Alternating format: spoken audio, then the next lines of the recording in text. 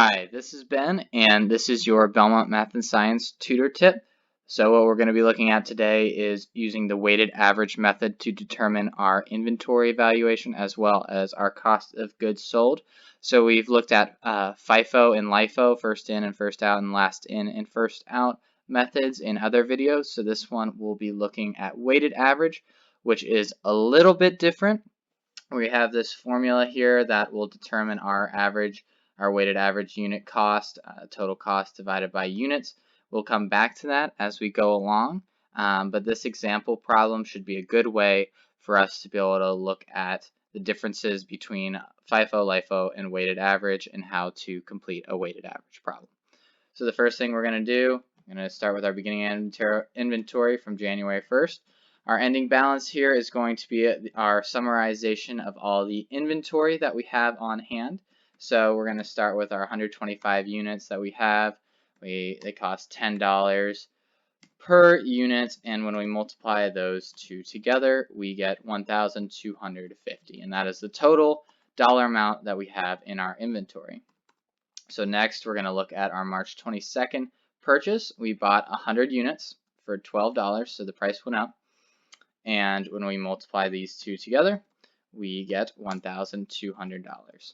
So what we're going to do here is we're going to summarize in this ending balance everything that we have in our inventory. So we're going to bring down our 125 units at $10 each and our $1,250. And then we're going to bring over our purchase amount that we just got of 100 units at $12, which gives us a total of $1,200.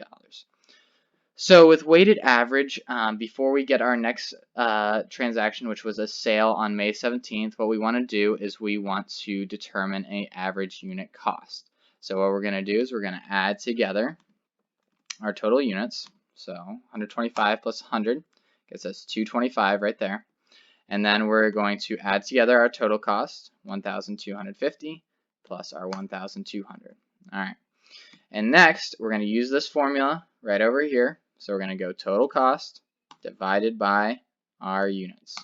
And that gives us $10.89 per unit. All right. So we're going to use that as we head to our next transaction, which is a sale on May 17th. So we are selling 150 units. So unlike FIFO and LIFO, where we put maybe 100 units here if we were using LIFO at $12, and then we did the 50 units at 10. Here we're doing 150 units all at one time, and we're going to use our weighted average unit cost. So we're going to use that 1089 right there, and that's going to give us our unit cost. We're going to multiply these two together, and we're going to get $1,633.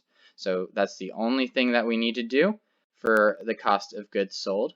So if we're going to update our inventory now, we've lost 150. So we will take from our 225, we'll subtract out 150, it gives us 75. Our unit cost, average unit cost is still 1089. So let's put that out, there you go.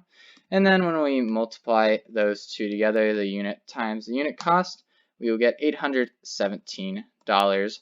That is the dollar value of our inventory after the sale. So next up, we have a purchase on July 5th of 75 units at $14. So the price continues to increase. And when we multiply those two together, we get $1,050. So we need to update our inventory. So we will drag down our 75 at 1089, which is $817, and again, need to put that out. And then we will bring in our purchase amount as well at 75 units, $14 each, total of $1,050. So again, like we did before, we're going to add these two together to get our total, our 817 plus our 1,050.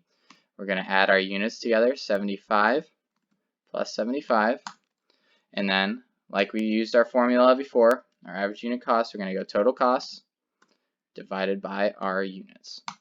And that will give us $12.44 for our average weighted average unit cost. So we're going to use that as we transition to our last transaction, which is on October 13th. It is a sale. We're selling 100 units. So again, we're going to use all 100 units right here.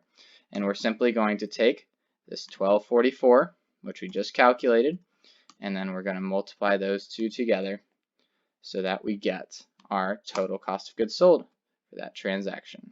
All right. And then we need to update our inventory. So if you do 150 minus 100, we get 50, obviously. Our 1244 amount remains the same. And then we will multiply those two together, and that will get us our ending inventory. So our total ending inventory is $622. That's how much we have 50 units left, and based off of the weighted average method, our unit cost is $12.44, and so that means that we have $622 worth of inventory remaining at the end of the year, and that's kind of what we'd put on our balance sheet when we're looking at the asset section under inventory under our assets section. So the next thing we have to look at is what is our total cost of goods sold. All right. So we have two sales. So we need to add those two together to make sure that we get all our sales and get our total cost of goods sold. So it's just simple. We will just add our 1,633 to our 1,244, and we get $2,878. So at the end of the period, at the end of our year, which is our period, we have $2,878 of cost of goods sold. We have $622 in our inventory. So we've already done, in other videos, I've looked at FIFO and LIFO. So just to let you know how things kind of compare, in our LIFO, we had a $3,000 cost of goods sold and a $500 total ending inventory compared to our 2,878 and our 622, and then FIFO was 2,800 and 700 was our total ending inventory. So you can see that our weighted average is right kind of in between what our FIFO and LIFO totals were.